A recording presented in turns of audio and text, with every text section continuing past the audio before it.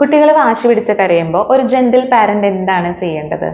ആദ്യം മനസ്സിലാക്കേണ്ടത് നമ്മൾ അവരെ ഡിസ്ട്രാക്ട് ചെയ്യേണ്ട ആവശ്യമില്ല. പെട്ടെന്നൊരു മിഠായി കൊടുത്ത് കരച്ചിൽ മാറ്റാൻ നോക്കേണ്ട ആവശ്യമില്ല.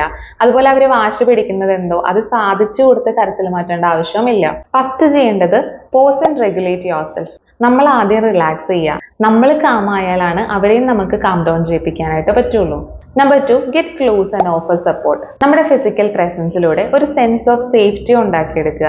നമ്മൾ അവരെ ഒറ്റയ്ക്ക് കരയാൻ വിടേണ്ട ആവശ്യമില്ല. നമുക്ക് കൂടെ ചെന്നിരിക്കാം, പറ്റുമെങ്കിൽ അവരുടെ കയ്യിൽ പിടിക്കാം, അല്ലെങ്കിൽ ഷോൾഡറിൽ തട്ടിക്കൊടുക്കാം, അല്ലെങ്കിൽ ഹഗ് ചെയ്യാം. എന്താണോ അവിടെ അപ്രോപ്രിയേറ്റ് ആയിട്ട് ചെയ്യാൻ പറ്റുന്നത് ആ രീതിയിൽ ഫിസിക്കൽ പ്രസൻസിലൂടെയും ടച്ചിലൂടെയും നമ്മുടെ സപ്പോർട്ട് കൊടുക്കാവുന്നതാണ്. Third one, validate there emotions. അവരുടെ ഇമോഷൻസ് വാലിഡേറ്റ് ചെയ്യുക എന്നുള്ളത് കൊണ്ട് അവർ പറയുന്ന കാര്യം സാധിച്ചു കൊടുക്കണമെന്നല്ല അർത്ഥം. നമുക്ക് അവരോട് പറയാം, മോൻ ആ ഒരു ടോയ് കിട്ടാതിരുന്നപ്പം സങ്കടമായില്ലേ, അമ്മയ്ക്കത് മനസ്സിലായി. നമ്മൾ ആഗ്രഹിക്കുന്ന കാര്യങ്ങൾ കിട്ടാതിരിക്കുമ്പോൾ എല്ലാവർക്കും ഇതുപോലെ സങ്കടം വരും.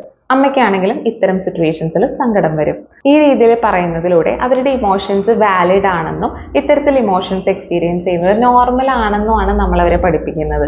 ഇനി ഈ സ്റ്റോം എല്ലാം കെട്ടടങ്ങിയതിന് ശേഷം അവർ റിലാക്സ് ചെയ്തതിന് ശേഷം നമുക്ക് അവരെ ലോജിക്കലി പറഞ്ഞ് മനസ്സിലാക്കുകയും ചെയ്യാം. എന്തുകൊണ്ടാണ് ആ ടോയ് വാങ്ങിക്കാൻ പറ്റില്ല എന്ന് പറഞ്ഞത്, അല്ലെങ്കിൽ എന്തുകൊണ്ടാണ് ആ ഒരു കാര്യത്തിനോട് അമ്മ നോ പറഞ്ഞത്. അവർ ഇമോഷണൽ ആയിരിക്കുന്ന സമയത്ത് നമ്മൾ ലോജിക്കലി പറഞ്ഞ് മനസ്സിലാക്കാൻ ശ്രമിച്ചാൽ അവർക്കത് പ്രോസസ്സ് ചെയ്യാൻ പറ്റില്ല.